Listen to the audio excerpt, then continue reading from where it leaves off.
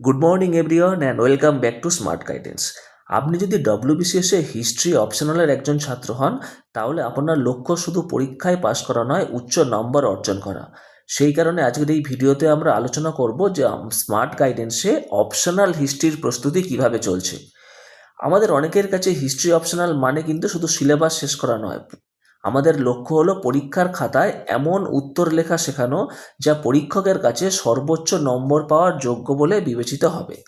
সম্প্রতি ডব্লিউবিসিএস 2022 এবং 2021-এ যে পরীক্ষার ফলাফলগুলো প্রকাশিত হয়েছে, সেখানে দেখা গেছে 2022-এ কিন্তু অপশনাল হিস্ট্রি পেপারে 230, 240, এমনকি 250+ নাম্বার বহু পরীক্ষার্থী অর্জন করেছেন।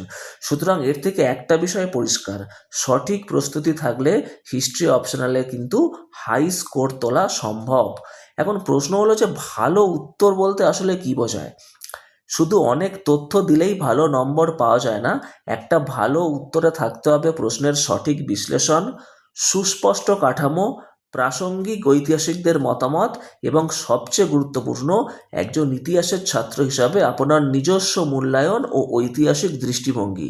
বর্তমান পরীক্ষায় পরীক্ষক ঠিক এই বিষয়গুলিকেই বেশি গুরুত্ব দেন। এখন যদি আমি বলি ওয়ার্ল্ড হিস্ট্রি, এই ওয়ার্ল্ড হিস্ট্রি কিন্তু অনেকের কাছেই সম্পূর্ণ নতুন একটি জিনিস, কারণ ডব্লিউবিসিএস এর প্রিলিমস বা মেন্সের যে সাধারণ সিলেবাস আছে সেখানে কিন্তু এই অংশটা পড়ানো হয় না। কিন্তু বাস্তবে এটি এমন একটি অংশ যেখান থেকে কিছু সিলেক্টিভ প্রশ্নই বারংবার আসে।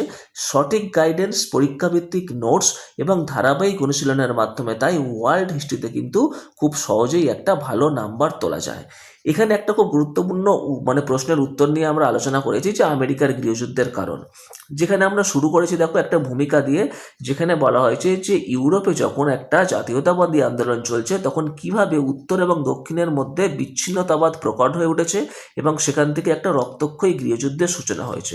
এখানে কারণগুলোকে পরপর বিশ্লেষণ করা হয়েছে, যেখানে অর্থনৈতিক বৈষম্য, শুল্ক নীতি, কৃতদাস প্রথা, মিশরী আপোষ, পরপর সবগুলো কিন্তু খুব সুন্দরভাবে লেখা হয়েছে। এবং আলটিমেটলি যেখানে আব্রাহাম লিঙ্কনের নেতৃত্বে কিভাবে এই রক্তক্ষয়ী গৃহযুদ্ধের হাত থেকে কিন্তু আমেরিকা রক্ষা পেল, সেটা বর্ণনা করা হয়েছে।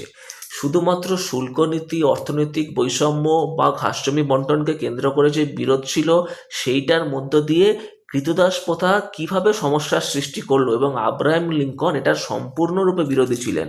তিনি প্রেসিডেন্ট হিসেবে নির্বাচিত হবার পর যখন সামটার দুর্গ আক্রমণ করা হলো দক্ষিণাঞ্চলের পক্ষ থেকে এবং দক্ষিণাঞ্চল বিচ্ছিন্ন হতে চাইলে উত্তর আমেরিকা থেকে, তখন তার নেতৃত্বে কিভাবে কিন্তু সেই আমেরিকার সংহতিটা রক্ষিত হলো এবং আমেরিকার গৃহযুদ্ধের অবসান হয়ে আমেরিকা একটা সুসংগঠিত রাষ্ট্র হিসাবে আত্মপ্রকাশ করলো, সেইটা এখানে খুব সুন্দরভাবে আলোচনা করা হয়েছে। এবং মূল্যায়নে দেখো এখানে দেয়া হয়েছে যে আমেরিকার গৃহযুদ্ধের তাৎক্ষণিক কারণ ছিল দক্ষিণাঞ্চলের বিচ্ছিন্নতা, ফোর্ট সামোটার আক্রমণ। তবে এর মূল কারণ ছিল দাসপ্রথা, অর্থনৈতিক বৈষম্য, রাজ্যের অধিকার এবং রাজনৈতিক মতবিরোধ। এই যুদ্ধে আব্রাহাম লিঙ্কনের দৃঢ় নেতৃত্বে যুক্তরাষ্ট্রের জাতীয় ঐক্য ও অখণ্ডতা রক্ষা পায়, দাসপ্রথা বিলুপ্তির পথ সুগম হয়, গণতন্ত্র, মানবতা ও জাতীয় সংহতির আদর্শ প্রতিষ্ঠায় লিঙ্কনের এই অবদান ইতিহাসে চিরস্মরণীয়। তো এইভাবে উত্তরটা যদি আমরা লিখি, সেখানে কিন্তু দেখো সুস্পষ্ট কারণগুলোকে ব্যাখ্যা করা হয়েছে।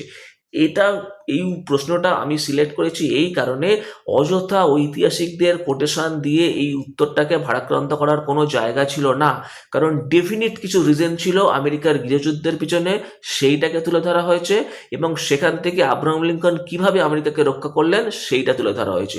ঠিক এই পয়েন্টগুলো তুলে দিতে পারলেই কিন্তু এই প্রশ্নটায় ভালো নম্বর পাওয়া যায়। আমি সবসময় বলি, সমস্ত প্রশ্নে ছবি এঁকে বা ঐতিহাসিকদের মতামত দিয়ে সেই প্রশ্নটাকে ভালো করা যায় না। সুস্পষ্ট ধারণা থাকাটা প্রয়োজন, সেই কারণে এই উত্তরটাকে সিলেক্ট করা হয়েছে। এখন স্মার্ট গাইডেন্সে এইভাবেই প্রতিটা টপিক আমরা গভীরভাবে বিশ্লেষণ করি। শুধু নোটস নয়, প্রতিটি বিষয়ের পিছনে যে ধারণা, বিভিন্ন ঐতিহাসিকের ব্যাখ্যা, সম্ভাব্য প্রশ্নের বিশ্লেষণ এবং উত্তর লেখার কৌশল কিন্তু এখানে বিস্তারিতভাবে আলোচনা করা হয়। এর পাশাপাশি নিয়মিত answer writing practice, copy evaluation এবং ব্যক্তিগত ফিডব্যাকের মাধ্যমে প্রত্যেক শিক্ষার্থীর লেখার দুর্বলতাকে চিহ্নিত করে উন্নতির দিশা দেখানো হয়। ফলে ধীরে ধীরে লেখার মান উন্নত হয় এবং পরীক্ষায় ভালো নাম্বার পাওয়ার সম্ভাবনাও কিন্তু অনেকটাই বেড়ে যায়। তাই আপনি যদি সত্যিই ডব্লিউবিসিএস হিস্ট্রি অপশনালে ভালো স্কোর করতে চান এবং সঠিক দিশায় প্রস্তুতি নিতে চান, তাহলে এই ভিডিওর ডিসক্রিপশন বক্সে এবং টাইটেলে দেওয়া নাম্বারে আমাদের সাথে যোগাযোগ করতে পারেন। এখানে আপনাদের গাইড করছেন এমন সব শিক্ষকরা যারা নিজেরাই কিন্তু ডব্লিউবিসিএসের মতো কঠিন প্রতিযোগিতামূলক পরীক্ষায় সফল হয়েছেন এবং সেই বাস্তব অভিজ্ঞতাকে পরীক্ষাভিত্তিক প্রস্তুতির সঙ্গে যুক্ত করে শিক্ষার্থীদের সাফল্যের পথে এগিয়ে নিয়ে যাচ্ছেন। আপনারা যারা পরীক্ষায় বসছেন তাদের সবার জন্য আমাদের এই চ্যানেলের পক্ষ থেকে রইল অনেক শুভকামনা। ধন্যবাদ।